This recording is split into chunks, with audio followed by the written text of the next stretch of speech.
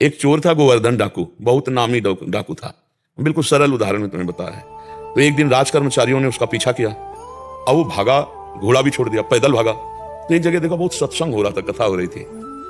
पंडित परशुराम जी महाराज कथा कर रहे थे, करमेती बाई के पिता। ये प्रमाणित कथा हम आपको बता रहे। तो उस सभा में घुस गया। तो राज कर्मचारी आया, सोचा सभा में चोर कैसे हो सकता है, यहाँ तो चोर घुसने के साथ।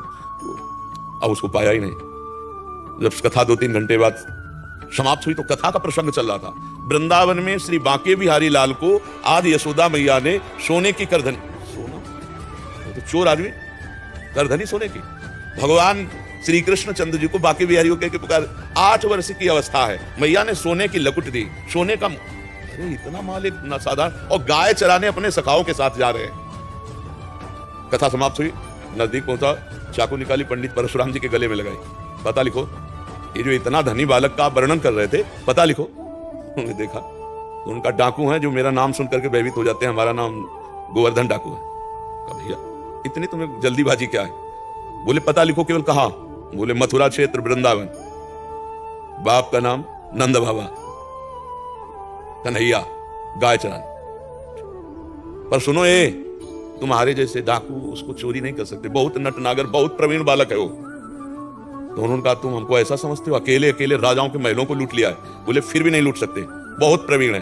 तो उनका कसम खाता हूं, जब तक उसे लूट नहीं लूंगा तब तक पानी नहीं पीऊंगा। परशुराम जी ने सोचा भगवान की अपार कृपा इसके ऊपर, पता नहीं क्या लीला होने वाली है इसके ऊपर।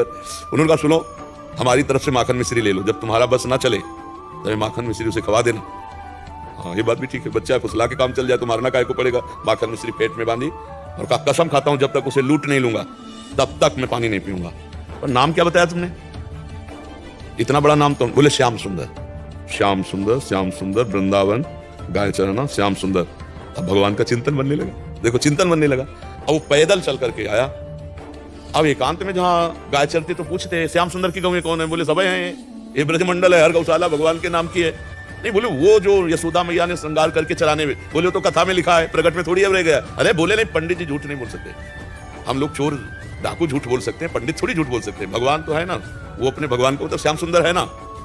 अब एकांत में विकल हो गया और कहा अगर कोई ईश्वर है तो मुझे श्याम सुंदर से मिला दे, क्योंकि मैंने कसम खाया है बिना लूटे पानी नहीं पी। इतने में आवाज आई एक ग्वारिया को, ए श्याम सुंदर तुम्हारी गाय इधर जा रही।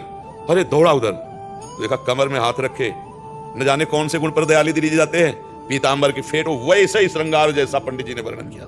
श्याम सुंदर, कमल नयन, मोर मुकुट, करधनी और लकुट। उसने हर चाकू निकाली, हर सखा को, वो सब सखा दिव्य, वो गायें दिव्य, भगवान ने प्रकट की थी। सब सखाओं का भाग जाओ नहीं मार डालेंगे। भगवान ने इशारा किया कि जाओ इसको हमें एकांत में निहाल करना है। बोले हाँ बोल रहे। बोले तू डरता ले क्या? बोले हम काल से भी नहीं डरते, तेरे से क्या डरना। बोले मेरा नाम नहीं सुना होगा इसलिए तू डरेगा।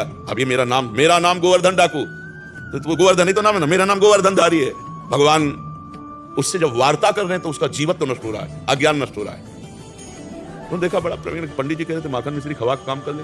बोले सुनो, भगवान ने कहा अच्छा ऐसा प्यार करते हो? बोले प्यार के लिए नहीं है, ये सोना चांदी जो पहले उतारने के लिए। ये तो वैसे ही उतार देंगे, लाओ तुम्हारा। माखन मिश्री खाई और कहा थोड़ा तुम खाओ। और जे भी भगवान ने चखाया उससे भगवत अज्ञान हो गया। अब भगवान को साष्टांग दंड, प्रभु प्रभु। एक बात सुनी कि कन्हैया गाँव में चला रहा है, चल पड़ा, कसम खा ली तो भगवान मिल गए। यहाँ जीवन व्यतीत हुआ जाता है, हलवा पूड़ी खा करके दिनचर्या का बैलेंस बनाते रहते तो भगवान कहाँ मिले?